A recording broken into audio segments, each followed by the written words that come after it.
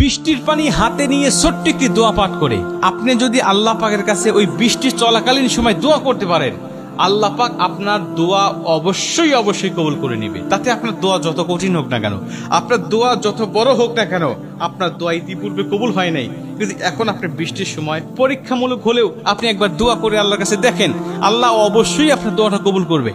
কারণ রাসূল সাল্লাল্লাহু আলাইহি ওয়াসাল্লাম বলছেন, আবু দাউদ শরীফের 2540 নম্বর হাদিস, অর্থাৎ 2540 নম্বর হাদিস, নবীজি বলছে দুইটা সময়ে আল্লাহ দোয়া কখনোই ফেরত দেয় না। দুইটা সময়ে আল্লাহ পাক অবশ্যই বান্দার দোয়াটা কবুল করে। তারপর এক নম্বর হলো যখন আজান চলে, আজান চলাকালীন সময় দোয়া করলে আল্লাহ দোয়াটা কবুল করে। আরেকটা বর্ণনা আসছে যে আজান এবং ইকামতের মধ্যে যদি কেউ দোয়া করে আল্লাহ পাক তার দোয়াটা কবুল করে নেয়। এটা হলো এক নম্বর।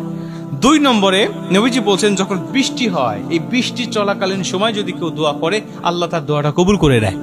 নবীজি সাহাবীরা বলছেন যে যখন বৃষ্টি হতো নবীজি তখন বৃষ্টির পানিটা স্পর্শ করতেন, এটা গায়ে লাগাতেন, এটা পোশাকে লাগাতেন, এটা হাতে লাগাতেন, আর বলতেন যে এটা নতুন ভাবে আমার রবের পক্ষ থেকে এসেছে, এটা নতুন ভাবে এসেছে আমার রবের পক্ষ থেকে, আসমান থেকে এটা বর্ষিত হয়েছে। তাই নবীজি এটা শরীরে মাখতেন এবং নবীজি একটা দোয়া পাঠ করতেন, আল্লাহুম্মা সাইয়্যিবান নাফিআ, আল্লাহুম্মা সাইয়্যিবান নাফিআ। এই দোয়াটা আপনি পাঠ করে আল্লাহর কাছে দোয়া করবেন, এটা সুন্নত, নবীজি দোয়া করতেন। আপনি এই দোয়াটা পাঠ করে আল্লাহ পাকের কাছে বলবেন, আল্লাহ আমার রিজিক নাই, আমার রিজিকের ব্যবস্থা করো, আমার এটা নাই আমাকে এটা দাও, আমার ওইটা নাই আমাকে ওইটা দাও। আপনার যা যা কিছু চাওয়ার দরকার ভাই দুনিয়ার কোনো মানুষের কাছে চাইলে মানুষ দিবে না আপনাকে, তার দেওয়ার সামর্থ্য নাই, কারণ প্রত্যেকটা মানুষ হলো ফকির। আল্লাহু গানিয়ুন ওয়া আনতুমুল ফুকারা। আল্লাহ পাক বলে পৃথিবীর সব মানুষ ফকির, আমি একমাত্র ধনী, আমার কাছে চাইলে আমি আল্লাহ দেই। পৃথিবীর মানুষের কাছে চাইলে মানুষ বিরক্ত হয়, আর আমার কাছে চাইলে আমি আল্লাহ খুশি হয়ে যাই। অতএব আপনি আল্লাহর কাছে চাবেন, আপনার কি লাগবে? রাসূল সাল্লাল্লাহু আলাইহি ওয়াসাল্লামের দেখানো ফর্মুলা অনুযায়ী সুন্নত তরিকায় আমরা চাইবো, আমরা বৃষ্টি পানি হাতে নিয়ে আমরা কয়েকবার ইস্তেগফার পাঠ করে নেব।